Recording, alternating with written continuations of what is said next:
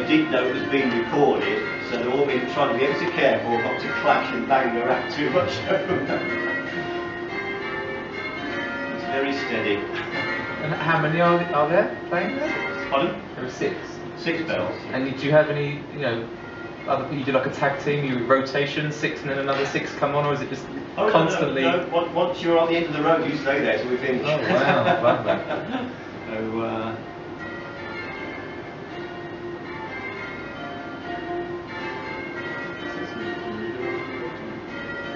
I can tell when someone's getting a little bit lost and they're, you know, it's not quite as even as it ought to be. But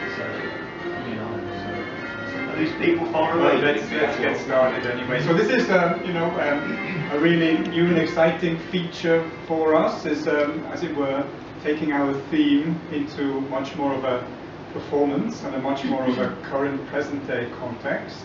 And since we've had many productive exchanges with Berkswell already over the years and hope to continue these connections, they very kindly you know, agreed to take part in our symposium today, and a lot of effort has gone into the preparations, also involving you know, several people from the parish as well as Don White, who can't be with us today for health reasons. But we're really excited to hear what's happening. So over to you. Thank you, Peter. Good afternoon, academic members. I am not an academic. I came to Berkswell Parish 3 miles east of here in 1988, and as a Christian I went to Berkswell Church and fell in love with the church. And in 1997 I became church warden. I say for my sins because it is not a role you take on lightly. You might think it's a light role when you take it on, but it turns out it's not. You have a legal responsibility for the building and everything that goes on in it. And directors come and go. Church wardens tend to stay there and do a lot of good. I stayed as church warden for 10 years. During that time I got rather involved with maintaining the fabric because it's a Norman 12th century church, and probably, and in some books says it's the best Norman church in Warwickshire and maybe further afield in the Midlands. It has some nice original features that the Victorians haven't totally messed up, although they tried. My role now as assistant church warden is really the fabric improvements, heating systems, lighting systems, new lead roofs, a total renovation of our tower in 2011, sort of a 1 in 100 years type of job where you enclose it in scaffolding and really do the lot, as much as you could think of that might need doing to cover the next few generations. And today we're really talking about the sound that that tower, our church, produces through its 6 bells, and more recently rediscovered our little Sanctus bell.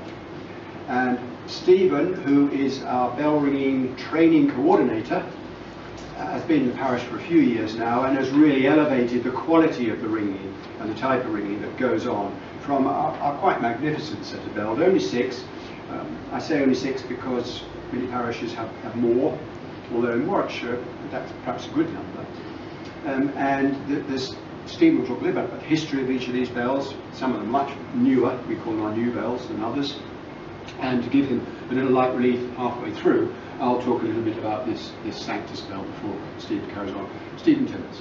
Okay, lovely. Thank you, Alastair. And thank you for asking us to come down and speak with you today.